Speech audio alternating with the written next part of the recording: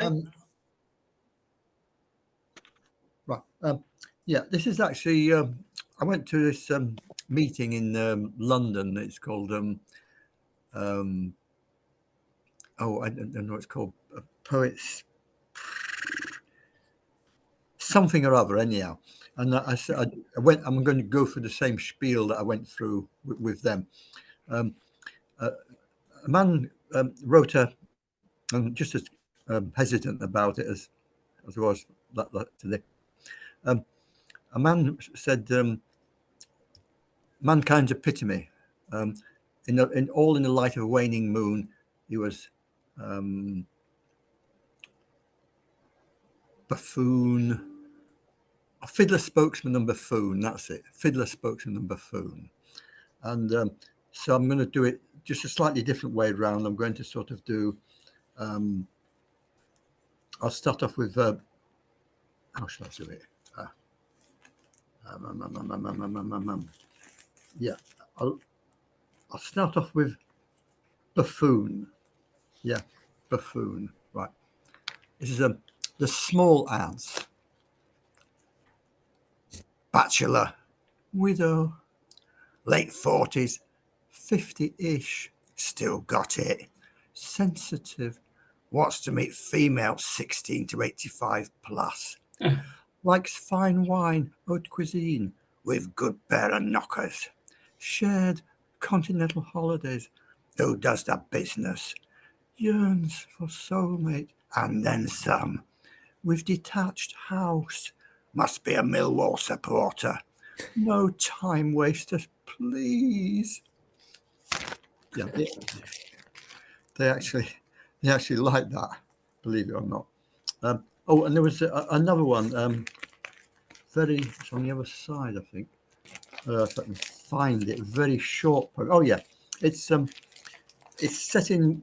It's called carved on a tombstone in Whitby Cemetery. Whitby Cemetery is Bram Stoker land, by the way. Dracula and whatever. It's a brief poem. It's called. This is to Vanessa, the virgin vampire. Fangs for nothing. Yeah, that's it. That's those two out of the way. And yeah, then I did a serious one. That was a fiddler bit. That's the buffoon bit, and then the fiddler spokesman. Yeah, statesman. This is the statesman one, supposedly statesman one. I'm doing it in a slightly different order. It's called Countdown. I don't write that many serious poems actually, but I find it interesting enough. Right, Countdown. Laissez-faire politics means sheep for the slaughter. The rich get rich and the poor get poorer. Multinationals led by psychos send spaceships to Mars as poverty grows. The Judoscope press seeks pieces of silver, makes deals with the mighty, treats readers like children. Where is the love, you say? Where is compassion when beautiful women sell sex to the masses? The left is loony, the right is rabid. Wherever you look, corruption seems sacred. Boom follows bust, people are divided, seek union in warfare, salvation in crisis. The great cleansing will come with death and destruction. The aged will perish, and so will the children. Nuclear options, the final portal. Oh, the rapture of death, where souls are immortal. I wrote that one actually quite a long time ago. When Kiev was Kiev, and it's like I'm not saying I'm a prophet, but I think anybody who in half a brain could see this was coming. The way the world was going, it's just going to pieces. There's idiots like Trump are just going to really the final thing. It's just disaster. And yeah, so that was a buffoon, statesman, and the final one. Is After Invictus by William Ernest Henley. It's Song to a Guiding Star. You are the captain of my vessel. You are the mistress of my soul. I could never sail without your love. I would have no place to go. And when I make those desperate journeys around the rocks beyond the bay, you will be my silent witness as you guide me on my way. So when those stormy winds are raging and the darkness seeks my soul, you will always shine within my heart, and I'll know where I must go. You are the captain of my vessel. You are the mistress of my soul. Yeah, the thing I point that about here to the people who are doing it with, actually. The old ladies liked it all. I really liked it all, especially the naughty bits. It's yeah. What was I going to say? Something. I can't remember what I was going to say. Oh yeah, yeah. The songs for guiding stars based on this idea of a muse, and the muses are always female for poetry, always female and not male.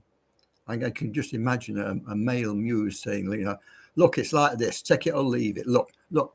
I've got plenty. I've got the time. Please, it's like this. Just take it, will you? And that sort of thing. Whereas the female muse would say, well, you know, I'm not quite sure. You know, if you did like that, and you see that is why the muses are female, because males are just so up themselves.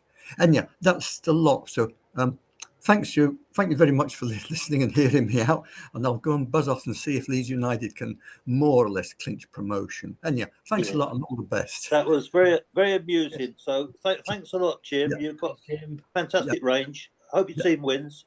Yeah, so do I. Thanks a lot. Okay. Cheers. Night. Bye-bye.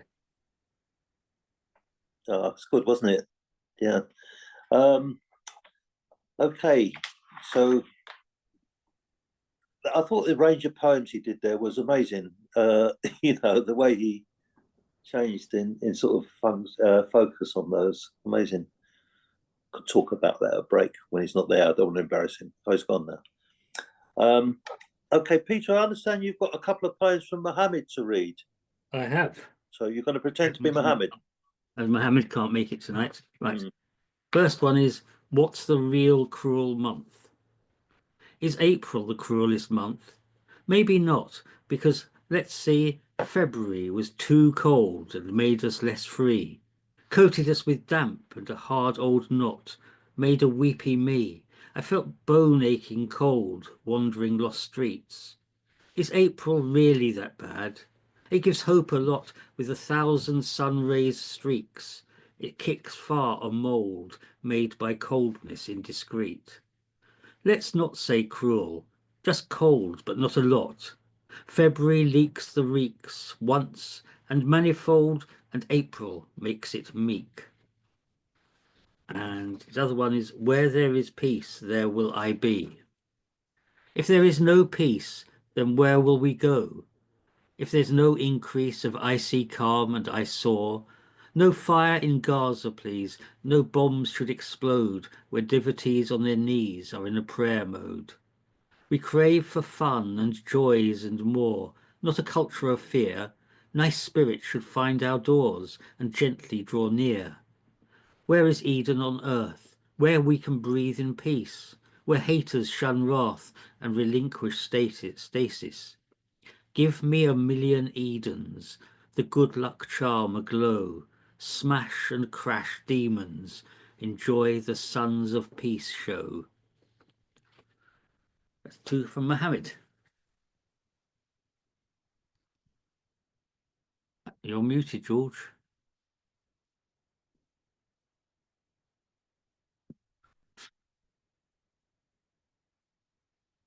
I can see you talking, but I can't hear you. That's it. Right. Achieved. It just wasn't responding. I was tapping away. Two excellent poems there. They're really good poems. Those I enjoyed them a lot. They were good, weren't they? Yeah, they're very good. Yes. They were amazing. Understated, but you know, especially the second one, really powerful. You know, Yes. really good. Yeah. Really good poetry.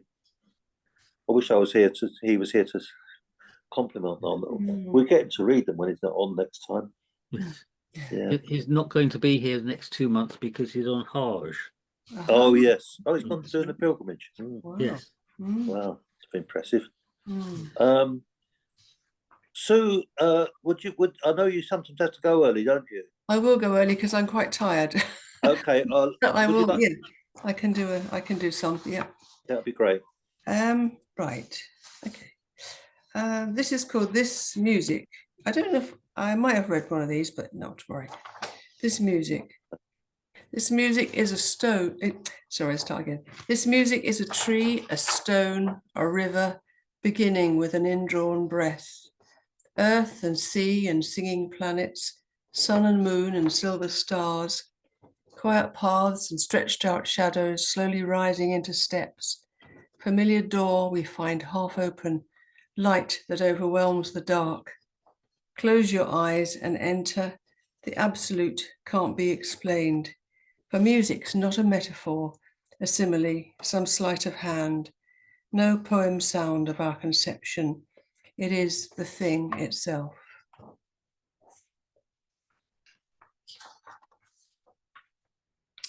And this one's called Embers. Here's a message murmured in a shell, which you will hold against your ear and understand. This lonely shore, why did I come here on my own? I wander up the beach and gather driftwood, make rebellious fire, watch slender smoke wreath up through salt-stained branches, silence snapping in a golden twisting burn. Some spark was struck between us, smothered, tamped down, ash, and grey years passed. But flame keeps something back, your number in my phone, a lit match still. And then there's Don't Take a Poet Out for Lunch, which I think probably read before, but don't take a poet out for lunch, for we're balanced on a cliff edge, dreaming sunsets, midnight, autumn leaves, incessant rain, collecting petals, feathers, photos, scraps of paper, metaphors, disjointed lines we reposition fruitlessly and endlessly. Don't take a poet out for lunch, for we are always gently probing, though we do not analyze. It isn't motives we are looking for, but words, a path, a coup de foudre, a change of key, some nuanced mood. Be warned that everything you give away ends up as stanza fuel.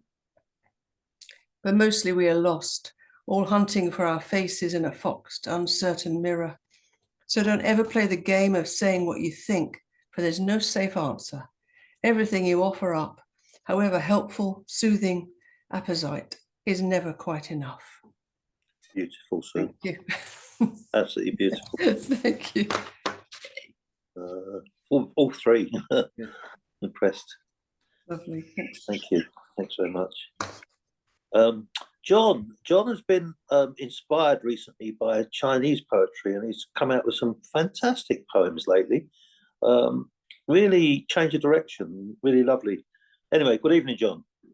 Well, funny enough, actually, I was was going to read a Chinese poem, as it so happens, and then I was going to read the poem that I wrote from it, if you're inspired by it. Okay, so this is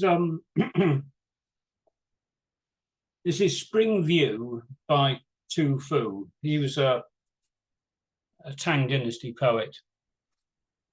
Okay, Spring View. The nation is ruined, but mountains and rivers remain. This spring the city is deep in weeds and brush, touched by the times, even flowers weep tears. Fearing leaving, the birds' tangled hearts. Watchtower fires have been burning for 3 months. To get a note from home would cost 10,000 gold. Scratching my white hair thinner, seething hopes, all in a trembling hairpin. Okay, so I sort of took that as a basis for a poem of my own. Okay, so it's called Aftermath. Though ravens now haunt the fallen watchtowers roam the shattered city walls. The winter sun rises as before. Meltwater cascades from the mountains. Joyful bird song and busy woodpeckers greet the dawn, and lonely wildflowers rise up through the eerie darkness of the ruins. Okay, so that's my sort of take on it. And I'll just finish off with a short one, which you've probably heard before. It's loosely based on a song by The Doors called People Are Strange. It's called Stalker. Lone figures haunt the dank sidewalk. Gaunt faces hanging in the rain. Strangers in the neon glare. Two shadows closing, merging into darkness. Thank you, John. Lovely poems. Thank you. I'll also be leaving early, by the way. I'll be Oh, leaving okay. at 9. Yeah, I haven't eaten yet, so Yeah, fair enough. Well, so you're signing off really, but apart from listening. Yeah. No. About 9 o'clock, I'll be leaving. Oh, okay, all right. Yeah. Well, I Not don't signing think off. we're gonna go. We won't go on terribly late because there's so few of us. But Yeah, let's no, see I'm how not we go. signing off. I'm not signing off yet. No. No, okay. All right. Peter, have you any of your poems or Well, someone I'm else's? going to read a couple of poems by Alice Oswald. Oh yes, very good. Thank you. One called April. That's what is appropriate. The sheer grip and the push of it. Growth gets a foot ledge in the loosest stems. It takes the litterings of weeds and clocks them round. Your eyeballs bud and alter, and you can't step twice in the same foot. I know a road. The curve throws it one way and another. Somebody slipped the gears and bucketed slowly into the hawthorns, and his car took root, and in its bonnet now amazing flowers appear and fade and quidify the month. And us on bicycles, it was so fast, wheeling and turning, we were lifted, falling, our blue sky jackets filling up like valves. And now we float in the fair blow of springtime, kingfishers, each astonishing the other to be a feathered nerve, to take the crack between the river's excess and the sun's. And gardeners at the resurrection. Damp of sleeve, working inattentively, naming insects, gauging the sky, considering the life and knocking the mud off in a through place of rooks and wagtails and cloud shadows like slow pterodactyls. They bent low, they lamented the weather. The sun picked and chose like a fault finder, and it rained on the kale pots, and the wind belaboured the cabbage nets. They with round backs carried the hours like peat sacks, dug perfect cubes, despised office jobs, and tossed the rotten one and took the barrows in, and saw two men talking intently, and whistled softly and went on steadily. And then finally, the apple shed. It suddenly thunders and the blue cloud cracks. Oh, run for the sheds in the clap of time. When it flashes and flashes and the tin sky flickers in the thick of echoes, clear the benches, space the apples. Think of the 10 quiet trees with their nerves in the air. The eye of the storm is my own fear. I wouldn't risk a finger out of doors, not even for a glancing look, to fetch the key that hangs on the nail, to cross the courtyard to the loo and back. 20 paces under a moving cloud slip. Halfway, caught running in a light from heaven, I saw myself struck stiff, but it was just the grandeur of thunder, the sheer impact of the thoughts that knocked me blind. And now the comfortable dropping sound of rain as heavy as a shower of apples. Ribstone pippin, Cox's orange, Walbrook russet, Sturmer pippin, Bramley, Crispin, Margill, Spartan, Beauty of Bath and Merton Beauty. Put them bright in rows. Tell me, what have our souls been growing all these years of time taken and rendered back as apples? She's incredible the way she interacts with nature, isn't she? Yes, Peter? a lovely poet. Yeah. Yes. Really good. Thank you. Right. We've got Steve, who's muted at the moment, but hopefully not for long. Do you want to read, Steve? Because we've raced through all the readers apart from me. You're muted, though. You need to unmute. You need to unmute. You're muted. Muted.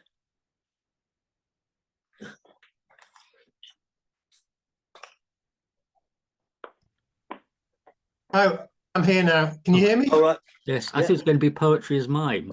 Yeah. I sent you an email, Peter. I spent the last half hour trying to get on Zoom. My computer is finally packing up. Either that or the Isle of Wight has gone internet free for Easter. Yeah. What I'd like to do tonight is I haven't read a poem by Ovid for a long time, so I'd like to read a poem from Book 9 of Metamorphoses, and it's translated by John Dryden. The story is, well, I think it tells itself. At Phaestus dwelt a man of honest blood, but meanly born and not so rich as good, esteemed and loved by all the neighbourhood, who to his wife before the time assigned that childbirth came, thus bluntly spoke his mind. If heaven, said Lydas, will vouchsafe to hear, I have but two petitions to prefer. Short pains for thee, for me a son and heir. Girls cost as many throes in bringing forth. Besides, when born, the tits are little worth. And tit is spelt with three T's there. It must be an old phrase. The tits are little worth. Weak pulling things unable to sustain their share of labour and their bread to gain. If therefore thou a creature shalt produce of so great changes and so little use, bear witness, heaven, with what reluctancy her hapless innocence I doomed to die. He said, and common tears the common grief display of him who bade and her who must obey. Yet Telethusa still persists to find fit arguments to move her father's mind. The extend his wishes to a larger scope, and in one vessel not confine his hope. Lydas continued hard, her time drew near, and she her heavy load could scarcely bear, when slumbering in the latter shades of night, before the approaches of returning light, she saw, or thought she saw, before her bed, a glorious train, and Isis at their head. Her moony horns were on her forehead placed, and yellow shells her shining temples graced. A mitre for a crown she wore on high. The dog and dappled bull were waiting by. Osiris sought along the banks of Nile the silent god, the sacred crocodile. And last, the long procession moving on, with timbrels that assist the labouring moon. Her slumbers seemed dispelled, and broad awake, she heard a voice that thus distinctly spake. My votary, thy babe from death defend, nor fear to save what the gods will send. Delude with art thy husband's dire decree. When danger calls, repose thy trust on me. And know thou hast not served a thankless deity. This promise made, with night the goddess fled. With joy the woman wakes and leaves her bed, devoutly lifts her spotless hands on high, and prays the powers their gifts to ratify. Now grinding pains proceed to bearing throes, till its own weight the burden did disclose. 'Twas of the beauteous kind, and brought to light with secrecy, to shun the father's sight. The indulgent mother did her care employ, and passed it on her husband for a boy. The nurse was conscious of the fact alone. The father paid his vows as for a son, and called him Iphas by a common name, which either sect with equal rights may claim. Iphas his grandsire was, the wife was pleased, of half the fraud by fortune's favour eased. The doubtful name was used without deceit, and truth was covered with a pious cheat. The habit shewed a boy the beauteous face, with manly fierceness mingled female grace. Now 13 years of age was swiftly run, when the fond father thought the time drew on of settling in the world his only son. Ianthe was his choice, so wondrous fair, her form alone with Iphis could compare, a neighbour's daughter of his own degree, and not more blessed with fortune's goods than he. They soon espoused, for they with ease were joined, who were before contracted in the mind, their age the same, their inclinations too, and bred together in one school they grew. Thus fatally disposed to mutual fires, they felt, before they knew, the same desires. Equal their flame, and equal was their care, one loved with hope, one languished in despair. The maid accused the lingering day alone, for whom she thought a man, she thought her own. But Iphis bends beneath a greater grief, as fiercely burns, but hopes for no relief. Even her despair adds fuel to her fire, and maid with madness does a maid desire. And scarce refraining tears, alas, said she, what issue of my love remains for me? How wild a passion works within my breast, with what prodigious flames I am possessed. Could I the care of Providence deserve, heaven must destroy me if it would preserve. And that's my fate, or sure it would have sent some usual evil for my punishment. Not this unkindly curse of rage and burn, where nature shows no prospect of return, nor cows for cows consume with fruitless fire, nor mares when hot their fellow mares desire. The father of the fold supplies his hues, the stag through secret woods his hind pursues, and birds for mates the males their own species choose. Females nature guards from female flame, and joins two sexes to preserve the game. Would I were nothing, or not what I am, Crete, fame for monsters, wanted of a store, till my new love produced one monster more. The daughter of the sun a bull desired, and yet even then a male a female fired. Her passion was extravagantly new, but mine is much the madder of the two. To things impossible she was not bent, but found the means to compass her intent. To cheat his eyes she took a different shape, yet still she gained a lover and a leap. Should all the wit of all the world conspire, should Daedalus assist my wild desire, what art can make me able to enjoy, or what can change Ianthe to a boy? Extinguish then thy passion, hopeless maid, and recollect thy reason for thy aid. Know what thou art, as love as maidens ought, and drive these golden wishes from thy thought. Thou canst not hope thy fond desires to gain, where hope is wanting, wishes are in vain. And yet no guards against our joys conspire, no jealous husband hinders our desire. My parents are propitious to my wish, and she herself consenting to the bliss. All things concur to prosper our design, all things to prosper any love but mine. And yet I never can enjoy the fair, 'tis past the power of heaven to grant my prayer. Heaven has been kind as far as heaven can be, our parents with our own desires agree. But nature, stronger than the gods above, refuses her assistance to my love. She sets the bar that causes all my pain. One gift refused makes all their bounty vain.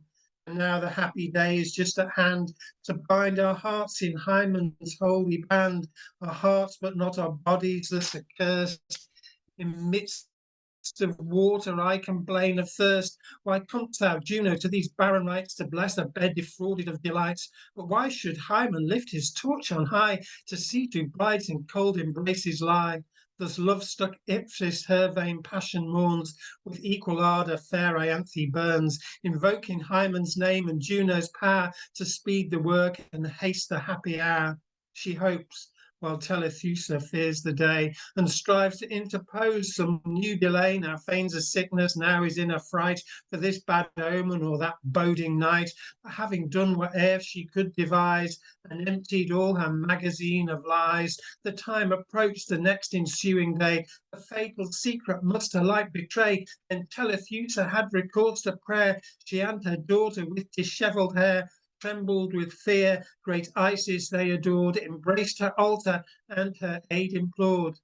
Fair queen, who dost on fruitful Egypt smile, who swayed the sceptre of the Pharian isle, and sevenfold falls of disemboguing Nile, relieve in this our last distress, she said, a suppliant mother and a mournful maid. Thou goddess, thou wert present to my sight, revealed I saw thee by their own fair light. I saw thee in my dream, as now I see, with all thy marks of awful majesty, the glorious train that compassed thee around, and heard the hollow timbrel's hollow sound, the words I noted, which I still retain. Let not thy sacred oracles be vain, that Iphis lifts, that I myself am free from shame and punishment. I owe to thee, on thy protection all thy hopes depend. Thy counsel saved us, let thy power defend.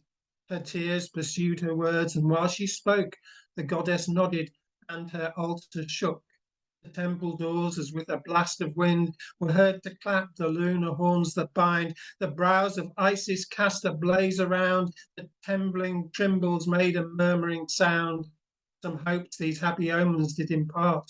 Forth went the mother with a beating heart, not much in fear nor fully satisfied, but Iphis followed with a larger stride. The whiteness of her skin forsook her face, her looks emboldened with an awful grace, her features and her strength together grew, and her long hair to curling locks withdrew. Her sparkling eyes with manly vigour shone, big was her voice, audacious was her tone. The latent parts at length revealed began to shoot and spread and burnished into man. The maid becomes a youth, no more delay your vows, but look and confidently pay their gifts that parents to the temple bear. The votive tablets this inscription wear. Iphis the man has to the goddess paid the vows that Iphis offered when a maid. Now when the star of day had shewn his face, Venus and Juno with their present grace of nuptial rites and Hymen from above, descending to complete their happy love, the gods of marriage lend their mutual aid, and the warm youth enjoys the lovely maid. That was a tour de force from the king of the Sorry for the Rhine. length. Well, Dryden must be the king of the Rhine couplet, I think. Yeah, So, amazing. but I think it's relevant this week, that poem. I think it's interesting that the Tudor poets, you know, they paid such respect for generations earlier, didn't they? You know, the fact we don't do that now. We don't look back on classics and evaluate them. Yeah, You know? and I think as well, you know, Ovid, the way he gets into the mind a lot of his heroines, you know, it's singular. You know, Yeah. even today, really. I mean, his collection Heroides was, you know, basically the female point of view. But even in Metamorphoses, all the best speeches are given to women who find themselves in one quandary or another. Yeah. Well, thanks for that, Steve. It's, you know, it's tremendous to take on that kind of reading because there's so many lines in there. You know, it's really brave of you to do that. Yeah, I've got a stinking cold as well, so I'm going to leave it. Oh, well done, even braver. We're going to catch Nick now before he takes off on the Mayflower. Yes, sorry for sliding in late. All right. Where are we? Airbag. Sitting hidden inside the middle of the steering wheel, you could be forgiven for having forgotten it entirely. It was not even a consideration when you got the car, and you have already navigated an uncountable number of roads without any need for it, or any indication that it was actually installed. Then one day, it hit you in the face and saves your life. Love is an airbag.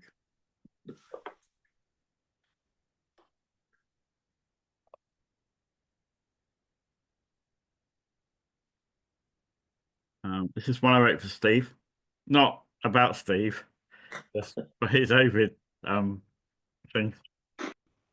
So this is a question of metamorphosis. Is it natural if a god does it, turning men into women to settle a question of feelings, turning skilled weavers into spiders to punish them for competence or a lack of due deference to power, turning their dead lovers into vines to grow grapes from their tears, to drink wine from their blood? to try to forget the God's own folly, one we all repeat, loving mortals.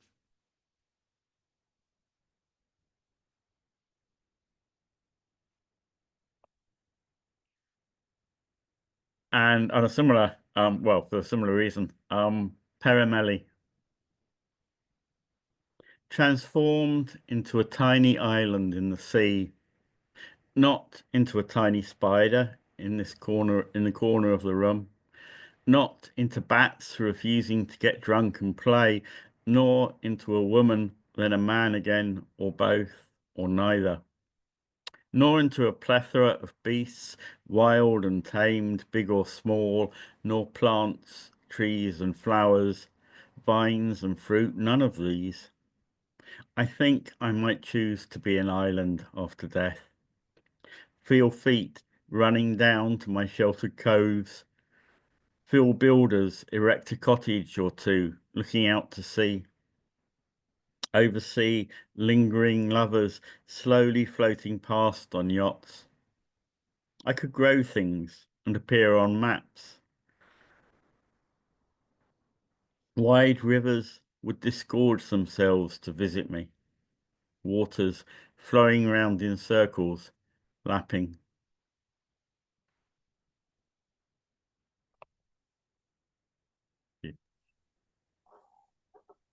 A whole new spin on Metamorphosis there. Yep. Very good. Oh. Yeah. It's Is all that in it? office somewhere. Do you want to do more in part two, Peter?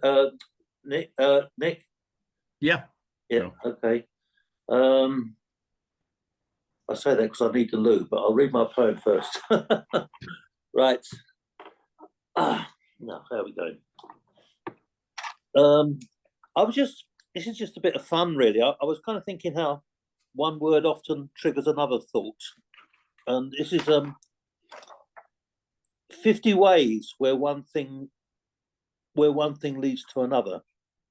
Pick an apple, pick a partner of a firm, partner for life and death, lifelong friend forever, friend in need fresh air, need a break the mold, break up badly injure yourself, badly make goods are commerce, goods are transported in ships, transported as slaves still exist, slaves are people in cities, people need freedom is natural, freedom is good is absolute, good conquers evil lays low, evil creeps up not down, up is elevating a person, elevating one's thoughts are random, thoughts are targeted, thoughts are random paths trod, random ways ahead at full steam, ahead is trouble for me, trouble in mind your manners, mind the gap in teeth, gap in knowledge of life, knowledge is sought out specially, sought then found then lost in the end. That one. And this one's called Weather Reports. It's a series of haiku, really. Weather reports. A thrush sings and the golden broom flowers on a dull, misty morning. Paradoxical, holly berries gleam among rusty leaves in spring. Warm breeze puts my world at ease and shakes the buds on the early spring trees. Warmer now, yet still, the skeleton branches wave on trees on the hill. Warm breeze put my mind at ease and shakes the buds on the early spring trees. A subtle sunrise with pastel skies in which a lonely pigeon flies. And one last one, like the salmon. Suppose, like the salmon, I determined to find my way back to the place of my birth, waiting for the rivers to be in full spate, waiting to be borne to shore on high tides, deciding which branches lead to my river, Suppose, like the salmon, I struggled to my last breath to leap up waterfalls, to swim against the battering current, drawn on by some predetermined pathway, struggling back towards my origins. Suppose, like the salmon, I would not relent, impelled by the need to recreate others in my image, in my place, with my fascination to return to what I was, to be who I am. What an achievement! And though it cost my life, who is there to mourn a tired old salmon? That's that one. It's break time, everybody. Right. So I bought like 4 books in the last couple of days. So I thought I'd read one from each of them. So this was from the Life Canon International Poetry Prize anthology. So it was the long listed poems from 2024, including this one by a gentleman by the name of Paul Terence Carney. Ooh. Therefore, an extremely good poem. I will try and do it justice, but I won't sound anything like Paul, unfortunately. An idle moment's daydream of another biology. I leave my shoes outside the door and come to you on bare feet over warm, white, susurrating gravel. You are already at the surface, waving both hands and throwing spray around. It's steaming in here, yet I shiver when I see how big your arms are grown already, pointing up at red-brown autumn leaves pressed by the rain in constellations on the glass above, or reaching up to show me some bright pebble. You grip the poolside stones, now peeking, Chad-like, over the rounded crenellations of your chubby knuckles. Oh, your eyes. Your eyes are so like mine, my love. Well, that's parthenogenesis. Wait while I get down on my knees and scatter pellets of your favourite formulated food. Your tail fin churns up such a foam. Oh, greedy thing. You rush about in frantic spirals, scoffing like a starved piranha, till you're all full up and bobbing, burping proudly. Then I lean forward, like I always do, and wait for you to fill your cheeks and take your aim and douse my face, my hair, my dress, just like the little archer fish of our beloved sleep time stories. See the way my sleeves spread out and billow as I reach to hold you, make a girdle of my hands about your ribs and lift you. You have sudden weight. I fold you to myself. Your tail is all a wallop at my breast. My dress is drenched. Fat fingers explore my face and grab my glasses as you laugh. The sound like water over stones. Some days I dream, even while this flicker of a dream, of when you'll have your legs and follow me around the garden. Little webbed hands delving in the soil, asking the names of bugs and flowers, eating strawberries and spiders as we sit on Grandma's bench. Some days I even picture you grown tall, your tail that long, that strong, that playful tail, its rippling, shiny mother-of-pearl fringe of fin so nearly gone that you can tuck it down your pants and get away with skinny jeans and walk outside without me. But not yet. No, I dissolve that dream, wash it away with all this water running down my face, and keep you here, safe in the nursery pool, where always it is afternoon, this afternoon, in autumn, when I come to you.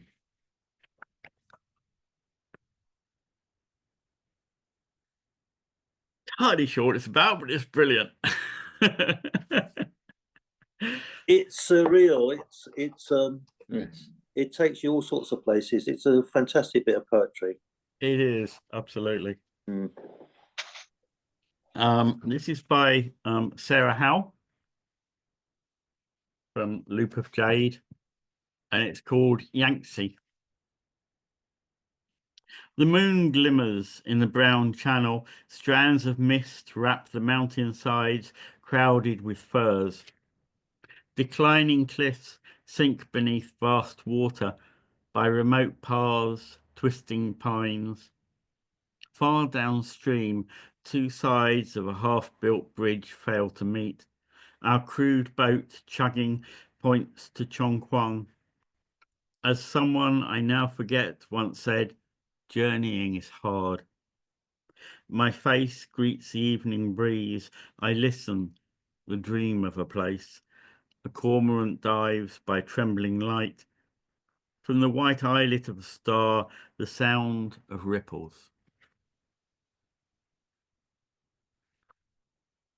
A fisherman skirting shore Oh, in his high... Sorry. A fisherman skirting shore in his high, proud skiff, crossing bamboo oars, comes up with a jolt. Nets catch not fish, but the wizened finger of a submerged branch far below. A sunken valley persists. Slick, bare trunks, furred in wafting fronds, have water for sky, ghost forest. Roots rot deep in the hill where buried rock is still dry. Windows film, doors drift open in the empty concrete shells of houses. Towns that once held hundreds of thousands, slowly filling with what is it that they fill with? Someone, I now forget, once said, journeying is hard. The moon glimmers in the brown channel.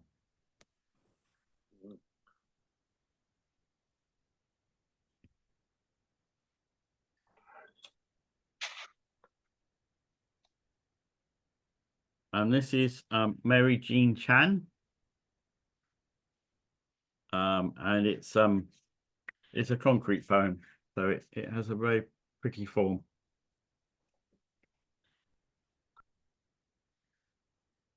Perhaps poetry is nothing but a struggle to translate the weight of flesh against bone into syllables that sound the shape of things.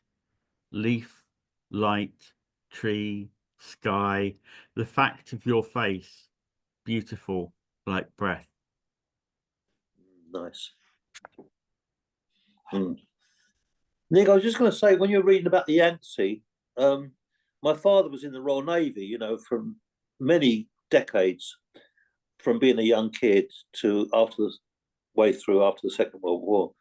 And he talked about going at the Huang Ho, and it was called the River of Sorrow because they didn't want girl children. So when the Royal Navy took their boats up there, he said we were constantly fishing out corpses of little girls out of the water. He said, and it broke my heart. And I'd always seen him as a really tough man. And he told me this. I felt very close to him, you know, to go through that experience. Yeah. I mean, yeah. Anyway, thanks for that, Nick. The last one I've got, 4 for you, because, you know, there aren't many others. This is by Liz Berry, and it's from Black Country, as is Liz Berry. I can't quite do the accent, but hopefully that won't matter too much. Peaky Blinders. Sorry? Peaky Blinders. Yeah, that sort of thing. Homing. For years, you kept your accent in a box beneath the bed. The lock rusted shut by hours of elocution. How now, brown cow, the teacher's ruler across your legs. We heard it escape sometimes. A gluttural on the phone to your sister. Saft or blart to a taxi driver unpacking your bags from his boot. I loved its thick drawl, G's that rang. Clearing your house, the only thing I wanted was that box jemmied open to let years of lost words spill out. Bibble, fiddle, tay, 1. Vowels, ferrous as nails, consonants you could lick the coal from. I wanted to swallow them all, the pits, railways, factories, thunking and clanking. The night shift, the red brick, back to back you were born in. I wanted to forge your voice in my mouth, a blacksmith's furnace, shout it from the roofs, send your words like pigeons, fluttering for home. Nice. Thank you, Nick. Yeah, excellent. Yeah, it is. It's amazing, isn't it? I mean, regional accents were despised at one point, weren't they? I mean, fancy educating children to speak Queen's English all the time. I think they're still despised. I don't think that's changed. Mm, I think I still look down on a bit. yeah, Ariane wrote a poem in dialect recently. I was quite impressed with it. Yeah. Right, Peter, have you got anything for us? Well, I was going to read some John Masefield. Oh yes, yeah. Just to- Take me down to the sea again. as this one mentions April, I thought I'd Mm. read one for the month. The West Wind. It's a warm wind, the west wind, full of birds' cries. I never hear the west wind, but tears are in my eyes. For it comes from the westlands, the old brown hills, and April's in the west wind, and daffodils. It's a fine land, the westland, for hearts as tired as mine. Apple orchards blossom there, and the air's like wine. There is cool green grass there, where men may lie at rest, and the thrushes are in song there, fluting from the nest. Will ye not come home, brother? You have been long away. It's April and blossom time, and white is the May, and bright is the sun, brother, and warm is the rain. Will ye not come home, brother, home to us again? The young corn is green, brother, where the rabbits run. It's blue sky and white clouds and warm rain and sun. It's song to a man's soul, brother, fire to a man's brain, to hear the wild bees and see the merry spring again. Larks are singing in the west, brother, above the green wheat. So will ye not come home, brother, and rest your tired feet? I've a balm for bruised hearts, brother, sleep for aching eyes, says the warm wind, the west wind, full of birds' cries. It's the white road westwards is the road I must tread, to the green grass, the cool grass, and rest for heart and head, to the violets and the warm hearts and the thrush's song, in the fine land, the west land, the land where I belong. And let's go here. Cargoes. Queen Karim of Nineveh from distant Ophir, rowing home to haven in sunny Palestine, with a cargo of ivory and apes and peacocks, sandalwood, cedarwood, and sweet white wine. Stately Spanish galleon coming from the isthmus, dipping through the tropics by the palm green shores, with a cargo of diamonds, emeralds, amethysts, topazes and cinnamon, and gold moidores. Dirty British coaster with a salt-caked smokestack butting through the channel in the mad March days, with a cargo of tyne coal, road rail, pig lead, firewood, ironware, and cheap tin trays. That's a Lovely. and Wonderful, yeah. yeah, Another one? just one more. This is sonnet 65. They called that broken hedge the haunted gate. Strange fires, they said, burnt there at moonless times. Evil was there, men never went there late. The darkness there was quick with threatened crimes. And then one digging in that blooded clay found but a foot below a rotted chest. Coins of the Romans, tray on rusted tray, hurriedly heaped there by a digger pressed, so that one knew how centuries before some Roman flying from the sack by night, digging in terror there to hide his store, sweating his pick by windy lantern light, had stamped his anguish on that place's soul, so that it knew and could rehearse the whole. I think he was probably our finest lyrical poet, actually, Masefield. He's That was very good. Yes. wonderful. Yeah. Yeah. Right. As it's Easter, I'm not particularly Christian, but I do like some of the things that Jesus said. I just think it made a lot of sense sometimes. Not everything, but some things. Speaking to multitudes. My dream was as a child in a great crowd, in shimmering heat, feeling proud, gathered up like a loose leaf from a folder. A grown-up lifted me to his shoulder. My eyes scanned the horizon eagerly to see how such a gathering came to be. I thought to see some glorious king with uniformed soldiers all in a ring. But just one ordinary man stood out to become what my focus was all about. I cannot say if he was short or tall, whether fair or dark, I've no recall. His voice, though, soft and kind, reached out. Though all could hear, he did not shout. This voice spoke of peace and of love, how the poor would get blessings from above. To deal with tyranny, he'd turn his cheek in words that were forgiving and meek. I awoke as an adult, my eyes then wept, when another man spoke with promises unkept, in a voice accusing, angry and loud, where truth stayed hidden behind a cloud. Then I could neither sleep nor dream in a world now made so obscene. I think that will do, really. Yeah. Go on, give us another one, George. Right. Okay.